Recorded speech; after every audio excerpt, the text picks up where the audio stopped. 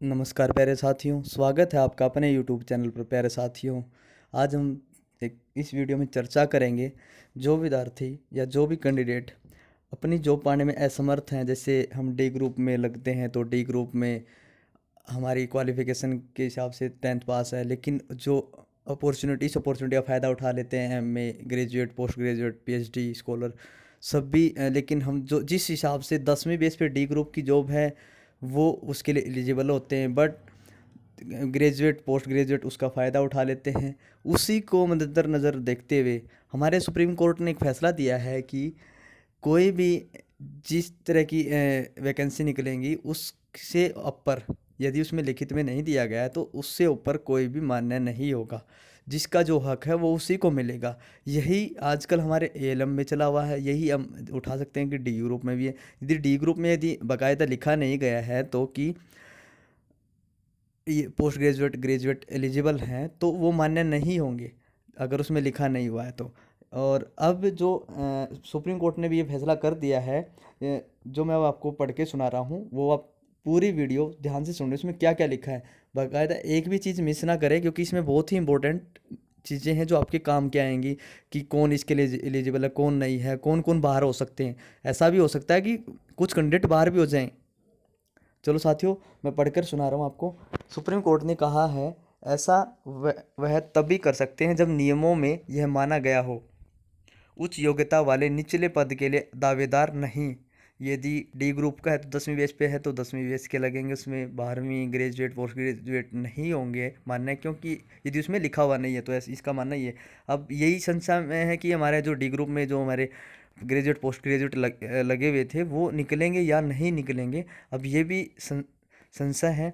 Supreme court ने फैसला दिया है कि उच्च योग्यता रखने वाले उम्मीदवारों को निचली योग्यता वाली पोस्ट पर आवेदन करने का अधिकार नहीं, आवेदन भी नहीं कर सकते।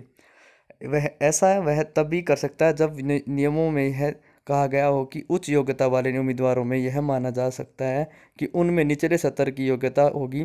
सुप्रीम कोर्ट ने कहा है कि इस नियम के अभाव यह नहीं माना जा सकता कि उच्च योग्यता में आवश्यक रूप से निचली योग्यता होगी।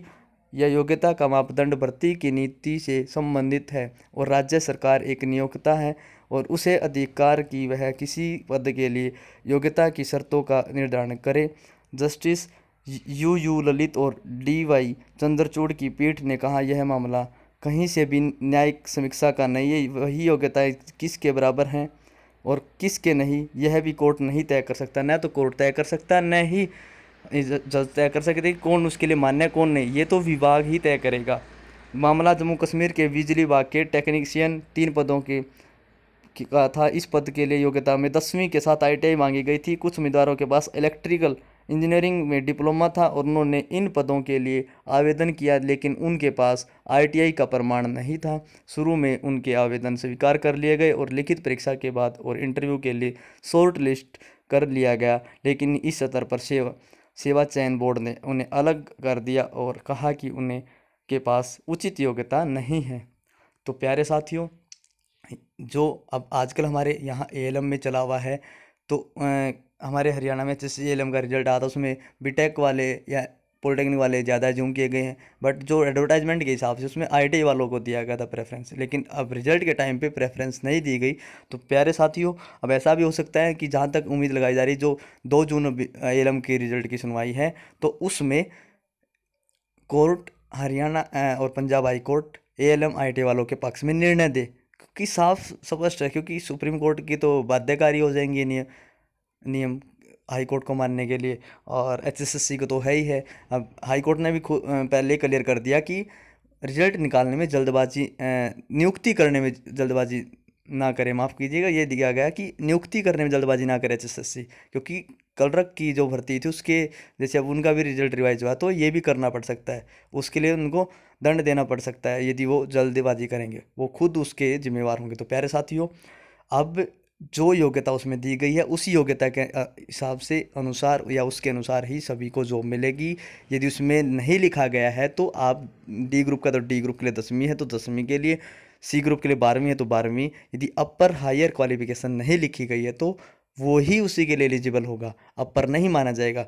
तो अब आपके लिए खुशखबरी है, जो डी ग्रुप में, सी ग्रुप में, बी ग्रुप में, जिसके लिए जो एलिजिबल हो उसी हिसाब से जॉब कर सकता है। आज की इस वीडियो में इतना ही। अपने इसी तरह की अपडेट पाने के लिए अपने इस यूट्यूब चैनल पर बने रहें। किसी भी तरह के क्वेश्चन है तो आप पूछ सकते हैं और हमें सुझाव भी दे सकते हैं। धन्यवाद।